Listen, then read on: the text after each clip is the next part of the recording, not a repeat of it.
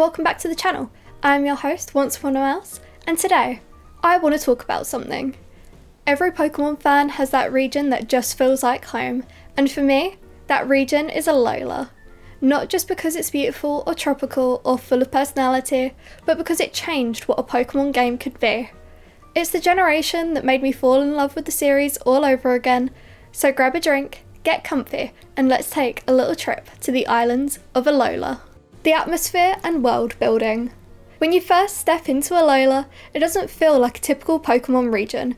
It feels alive, warm and welcoming, like a place where people actually live their lives, not just a backdrop for battles.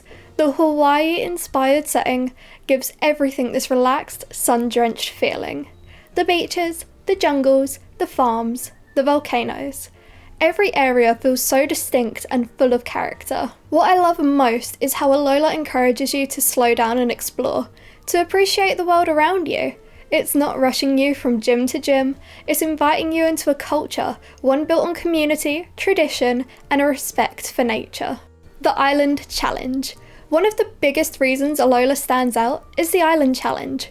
Instead of gyms, you take on trials, each one themed around the island's culture and environment.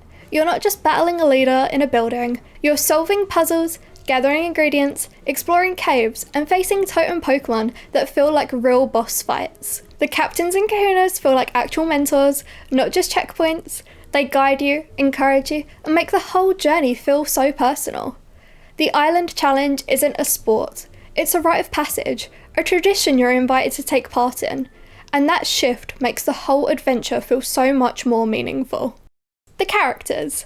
Gen 7 has some of the strongest character writing in the entire franchise. Lillie is one of the best companions Pokemon has ever given us. Her growth from someone afraid to battle to someone brave enough to stand up for herself is genuinely emotional. And Gladion is the perfect contrast. Edgy, intense, secretly soft and protective. He's not just a rival, he's a brother fighting for his family. Professor Kukui is one of the most involved professors we've ever had. He's supportive, enthusiastic, and actually part of the story, not just the tutorial guy. And Team Skull. They're chaotic, hilarious, and honestly, kinda tragic. They're not evil, they're just kids who never fit into Alola's traditions. And then there's the Aether Foundation, with a story that's more morally complex than most Pokemon villains. It's not just a bad team once legendary. It's a story about a family, control, and the consequences of good intentions going wrong. Alola is the first Pokemon story where I genuinely cared about the characters as people. Regional forms and Pokemon design. Alola introduced one of the best ideas in Pokemon history. Regional forms. Seeing familiar Pokemon reimagined to fit the environment was such a clever way to refresh the series. Alolan Ninetales, Marowak, Raichu, Muk and Exeggutor all feel like natural evolutions of their original designs. And the new Pokemon? They're also soft, round, expressive and tropical. Honestly, they fit my whole new cozy aesthetic perfectly.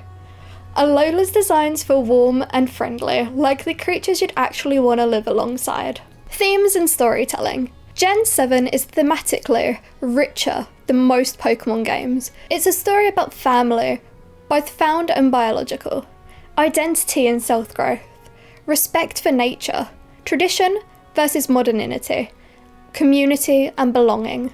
Lillie's arc alone carries more emotional weight than the entire plots from other generations, and the game isn't afraid to slow down and let those moments breathe. It feels like a true coming-of-age story, not just for the characters, but for the series itself. Gameplay improvements. Alola quietly fixed a lot of long-standing issues. Ride Pokemon replaced HMs, finally. SOS battles introduced a new way to shiny hunt. The Rotom decks added personality to navigations, and the cutscenes were more expressive. Not to mention the UI was way cleaner and modern. It felt like a generation that respected your time while still giving depth. Ultra Sun and Ultra Moon. Ultra Sun and Ultra Moon took everything great about Alola and polished it even further. Expanded story, more trials, Mantine Surf, which is still one of the best minigames ever, and Ultra Wormholes for legendary hunting. More personality, more replay value, more everything. It felt like a director's cut, the definitive way to experience the region. Why Alola is my favourite region. So, why is Alola my favourite? Because it feels like a region built for characters who love cozy, narrative-driven adventures, players who enjoy slowing down, exploring and connecting with characters, players who want a world that feel warm and lived in. Alola matches the kind of content I love to make: gentle, atmospheric and community focused. It's a region that feels like a home away from home, and every time I revisit it, I'm reminded of why I fell in love with Pokémon in the first place. A trip back to the islands. And so that's why Alola is my favourite Pokémon region, and honestly, why I think it's the best one the series has ever created. If you haven't played Gen 7 in a while, maybe it's time to take a trip back to the islands of Alola. Please let me know in the comments which region feels like home for you. And if you want more Pokémon videos, more cozy deep dives like this, feel free to stick around. If you enjoyed your time here, please like, subscribe, leave a comment and join the Discord. Thanks for watching. I have been your host, Once Upon a Mouse. Until next time, Alola.